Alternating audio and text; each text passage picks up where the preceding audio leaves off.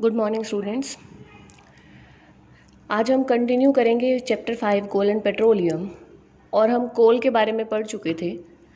Today we will start petroleum and its products. तो सबसे पहले हम बात करें पेट्रोलियम, जिसको ब्लैक गोल्ड भी बोलते हैं। ठीक है, इसको काला सोना भी बोला जाता है। काला सोना क्यों कहते हैं इसको?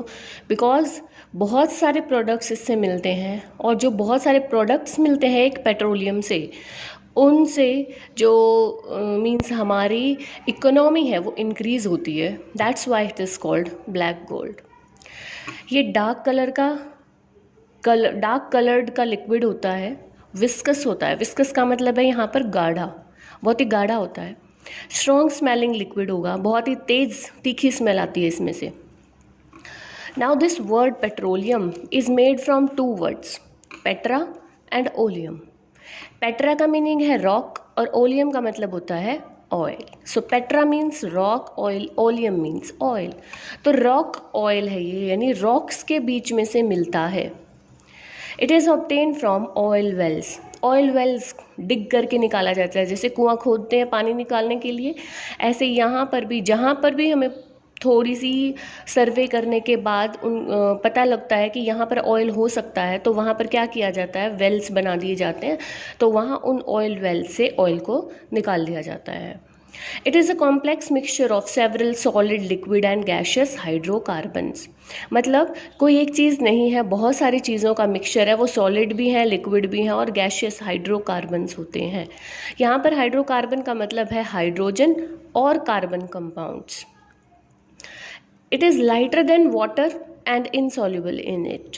पानी से हल्का होता है और उसमें इनसॉल्युबल भी होता है। हल्का है इसलिए पानी के ऊपर क्या करेगा, फ्लोट करेगा। Now how petroleum was formed. Petroleum बना कैसे था? It is believed that millions of years ago the microscopic plants and animals which lived in sea they died. मतलब कि सी के अंदर जो भी प्लांट्स और एनिमल्स थे, ऐसा बिलीव किया जाता है कि किसी न किसी रीज़न से वो डेड हो गए, वो मर गए।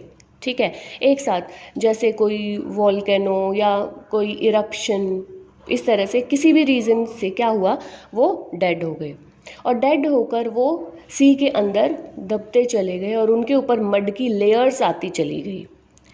Over a period of millions of years, these remains get converted into petroleum.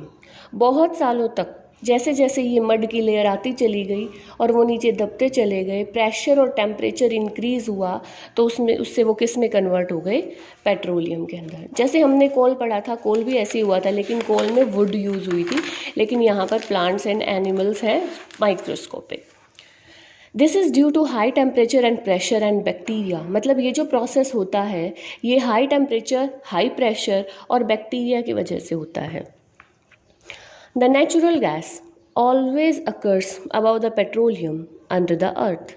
मतलब हमने ये चैप्टर पढ़ना है कोल एंड पेट्रोलियम, और हमने 3 फॉसिल फ्यूल्स यहाँ से पढ़ने हैं, कोल, पेट्रोलियम एंड नेचुरल गैस। तो नेचुरल गैस कहाँ से मिलती है? पेट्रोलियम के ऊपर से हमें नेचुरल गैस भी मिल जाती है।